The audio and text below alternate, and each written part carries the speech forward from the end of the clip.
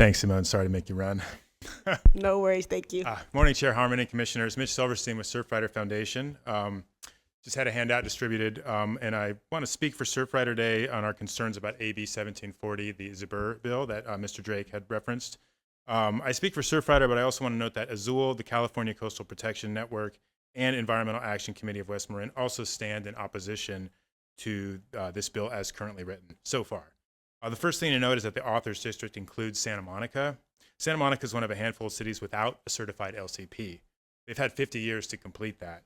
The made-up term urban multimodal community within this bill essentially characterizes Santa Monica. The city should be applauded for their work on transit and climate action, but most, if not all, of what they're trying to accomplish with this bill should be parsed out through the LCP certification process. And the bar's not high for a city to self-elect itself an urban multimodal community.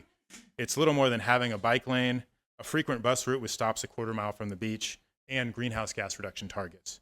Among our chief concerns, the bill would allow eligible cities to give preferential parking to local residents along the public right-of-way with no regard for inland visitors who use those spots to access the coast. It would allow removal of parking along major coastal thoroughfares like PCH with no meaningful guardrails for access. It would allow unlimited parking fee increases as well, disproportionately affecting inland residents and those on limited incomes.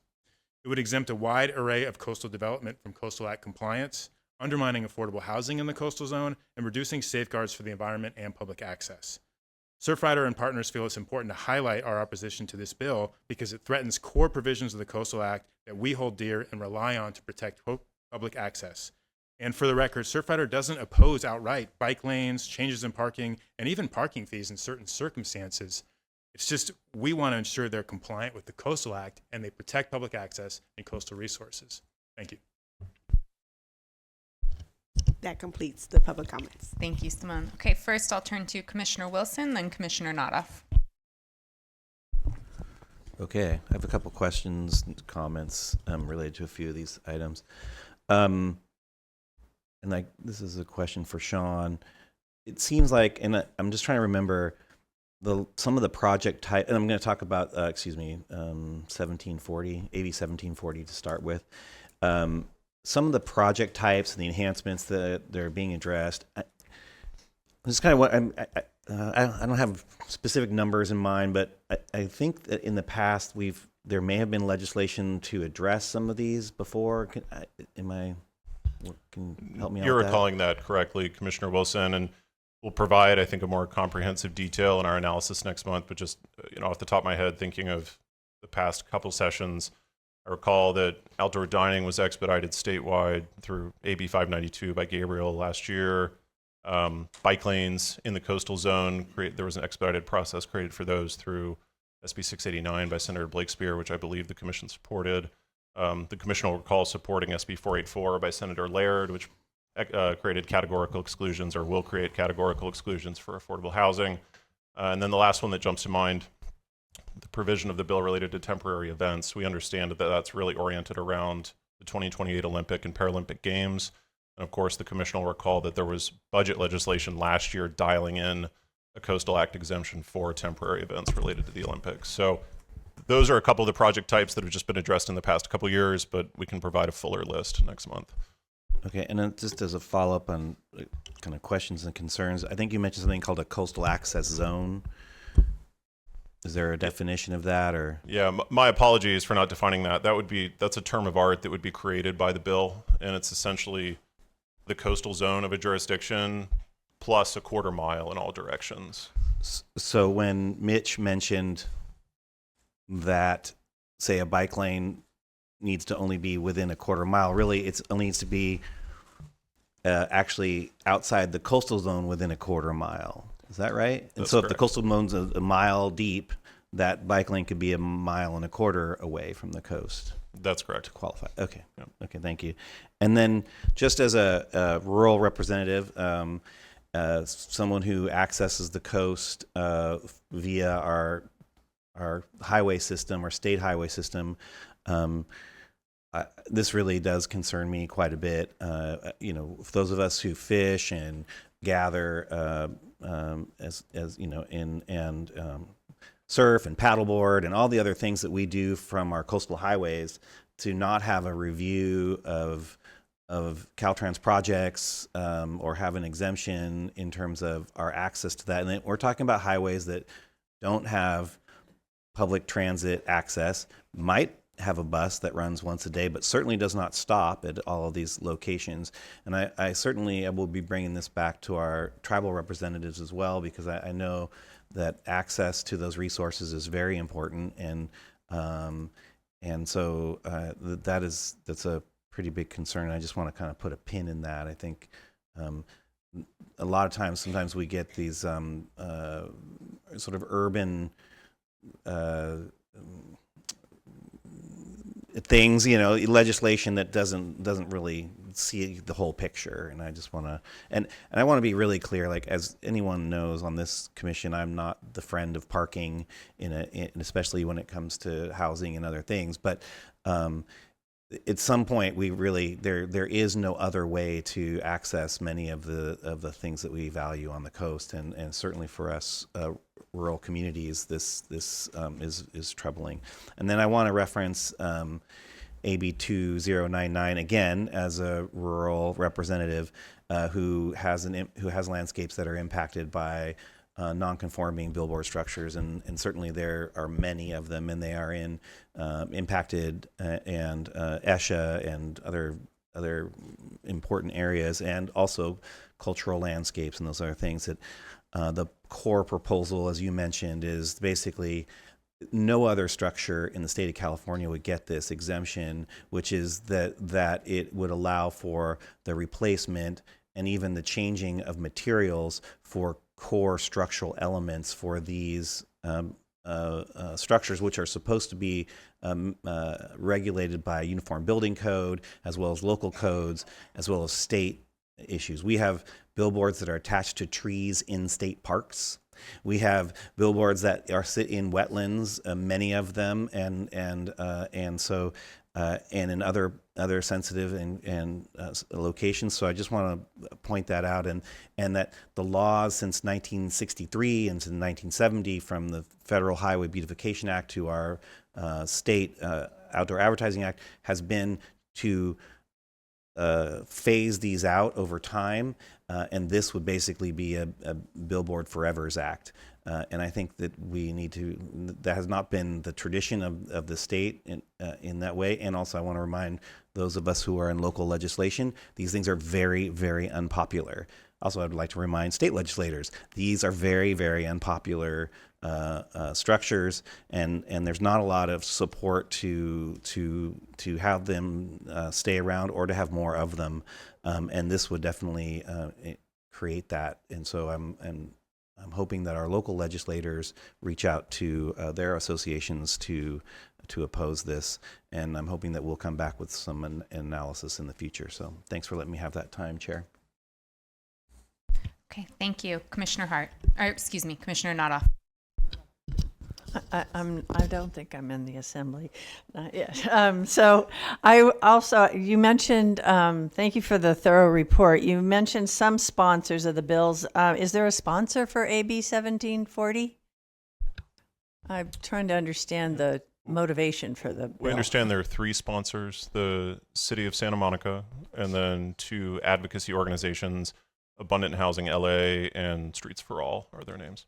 Okay, thank you. That helps. And I think I'm very glad that staff is going to be meeting with the author's office. You know, Assemblyman Zbur is a longtime Coastal Act attorney. He knows the law quite well. He's a longtime conservation leader as chair of the California League of Conservation Voters, which is now Environmental Voters. So I know that he cares very much about coastal protection and public access. So I hope that there's something that we could understand the motivation for this more, and see if there's something that we could come to some understanding on. I also wanted to, you noted that there's a lot of spot bills, and also just to keep an eye out. We've heard, I've already heard many references to potential short-term rental bills, and so I know you're keeping an eye out for those and how they would affect the coast. as we were looking at the projects that the commission has been able to save lands and balance development over the years, it just strikes me always that, the coast is such a thin strip of the California landscape. We are just, very small percentage of the acres of California. So it's a very special place. We are not going to solve all of California's problems in the coastal zone is, I guess, my lesson on that. So just please keep an eye out for those, and look forward to further discussions with the authors' offices, and hopefully we can work out something that works for everyone. Thank you. Thank you, Commissioner. Vice Chair Hart. Thanks so much. I just want to align myself with the statements that have been made specifically with regard to AB 1740. I want to just also express my appreciation for the environmental record of Assemblymember Zbur, which is great. I find I just am having a very hard time understanding, given all of the legislation that we've discussed, why at this point he would propose something that would essentially gut so many aspects of the Coastal Act. It's a monumentally dangerous piece of legislation. At the heart of it, in my mind, I understand that Santa Monica does not have an LCP as one of the few jurisdictions. And this really is, it seems to me, what he's going for here is more local control.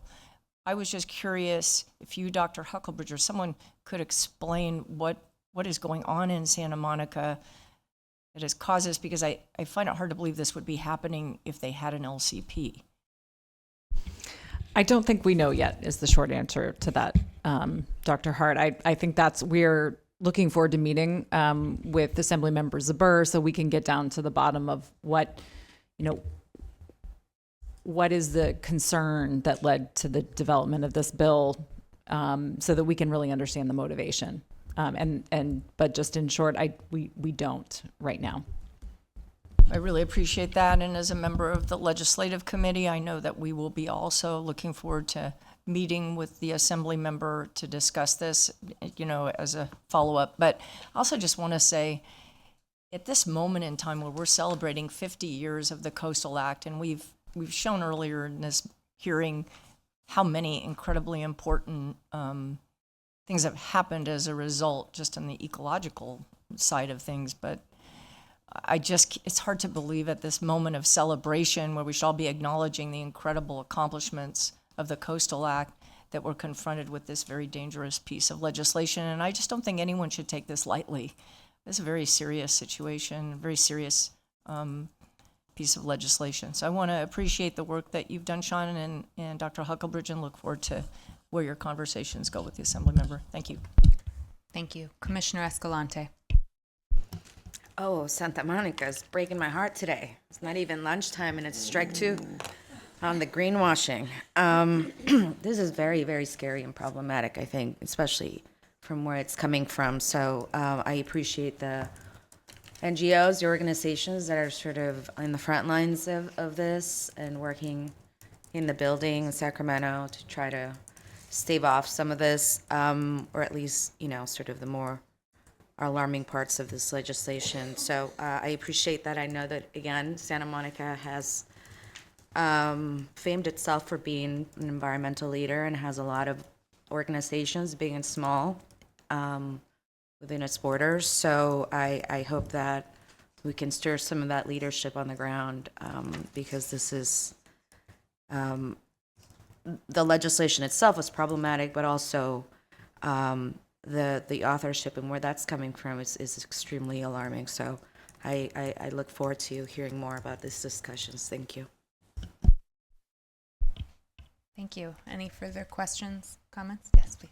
I had a question about AB 1740, and just with respect to, understanding that we have so many jurisdictions who already have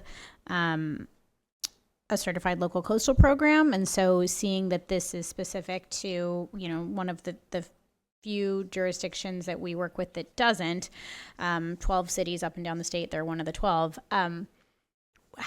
If we are giving grants to communities to develop these programs with the hope that then they have local control and they are the land use authority and are the permitting authority for whatever these types of activities are that want to happen within the jurisdiction, what happens when we give grants to those communities but they don't produce the LCP? Through the chair, thanks for the question, Commissioner Kelly. We don't have a stick here. In other words, when we provide grants, we do our best. We have staff that work with each local government, and I would note Santa Monica, I think we've given 3 different LCP grants to over the last several years.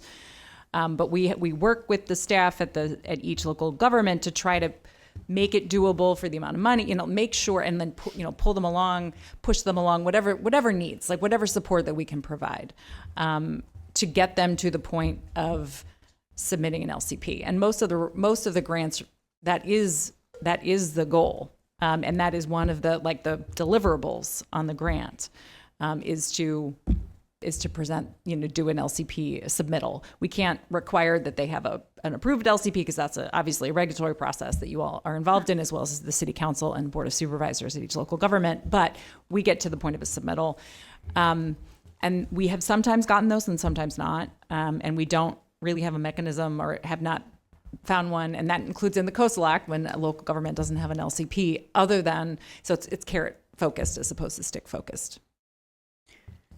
Interesting. I think that presents like a really unique